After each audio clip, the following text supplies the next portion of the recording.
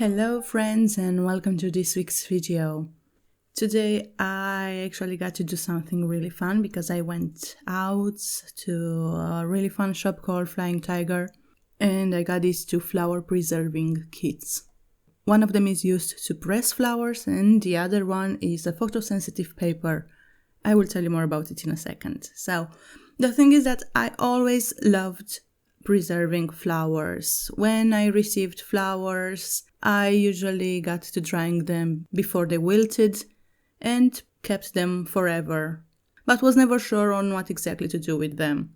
What I'm showing you here are a few orchids and some petals from some tulips that I received in the past, and as well as some wild flowers that I picked up sometime during last summer. Now let's take a look at the kits themselves. So the first one that I'm opening is the press kit. This is pretty nice because that means that I don't have to press flowers between my books and get them wet. The first thing that comes in this kit is an album to preserve the dried flowers. It has a sticky inside and the foil that goes on top of the flowers. And the outside is so pretty and matches the press itself. Absolutely love the design. The press is pretty explanatory. Just a couple of pieces of plywood with 2 pieces of cardboard kept tied together by some screws. Then we have the solar print, which is a pack which has a photosensitive paper in it. That is paper that is coated with light-sensitive chemicals and those react to light. Now, in this kit, pretty much everything else is quite useless, like the envelopes and the frames. They're really not necessary. But I guess they make it look like there's more product for your money. The only 2 things that are truly important in this kit are what's in the black envelope, which is the photosensitive paper, and the 2 acrylic sheets, which are what is also used in this process. Other than that, everything else pretty much unnecessary. But yeah, I was excited to start this small project, so I put a dress on and went outside to pick some flowers. So yeah, have a look at all the pretty things that I saw on my way out. Everything is in bloom and the whole city smells beautiful. So many colorful leaves and flowers. It's an absolute delight to be outside this time of the year. Especially since here it's not really hot and it's so pleasant.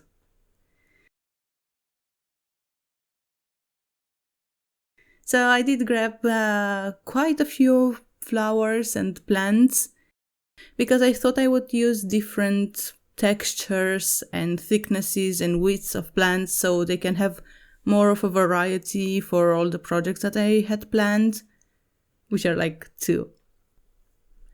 So I started by putting things in the flower press, which, full disclosure, is still not open because things are still drying. Drying plants by themselves takes a long time.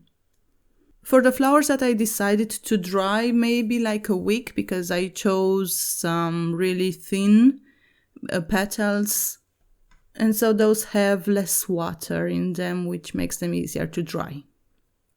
So I set that all up and put it to side. Then I moved on with arranging the flowers on the acrylic sheets, getting them ready to be used with the photosensitive paper. I wanted first to decide a layout, so I had it all ready for when the sun was finally ready to come out.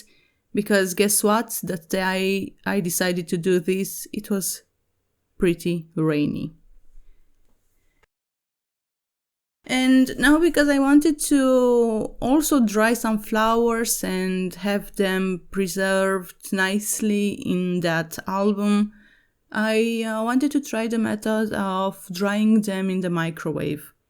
I've dried things in the microwave before and I know that it does quite a good job in preserving the colors especially, so that's amazing. Plus, of course, there's a benefit of everything drying really quickly.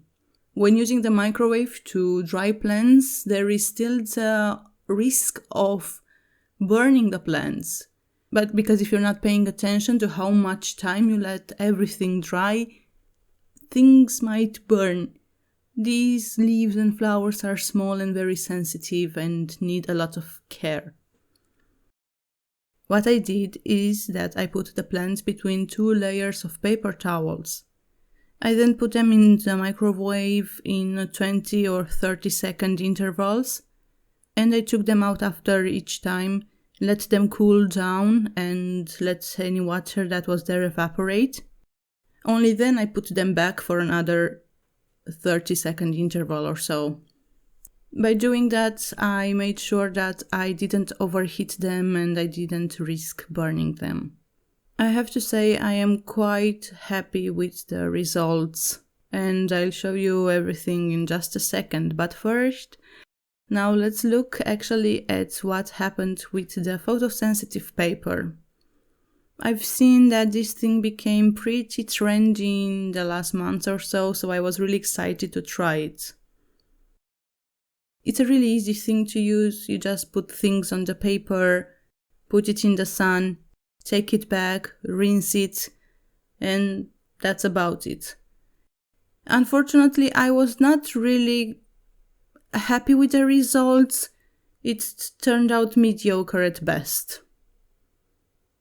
I think the sun was not optimal for this project, but it is what it is. I'll probably try it again.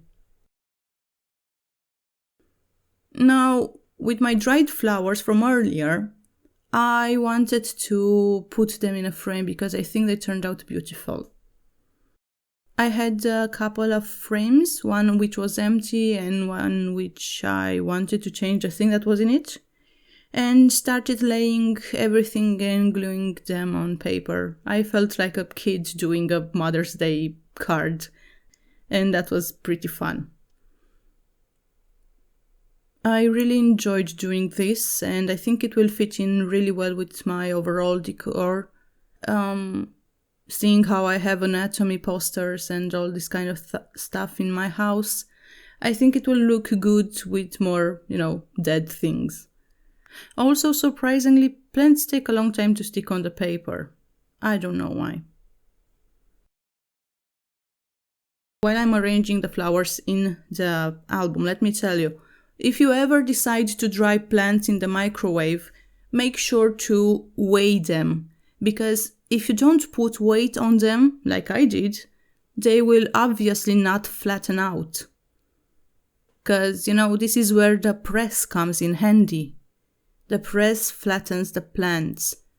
I did not, so they don't stay quite right in the album, they kind of stick out.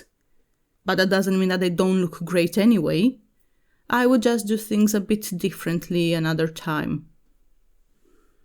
So, yeah, this is pretty much what I was left with after everything. I'm happy with the results, well, more or less with the photosensitive paper, but it was still a really interesting experience, and if I get a chance I will try this again, maybe with different objects, not only plants, and see if I can get more interesting results.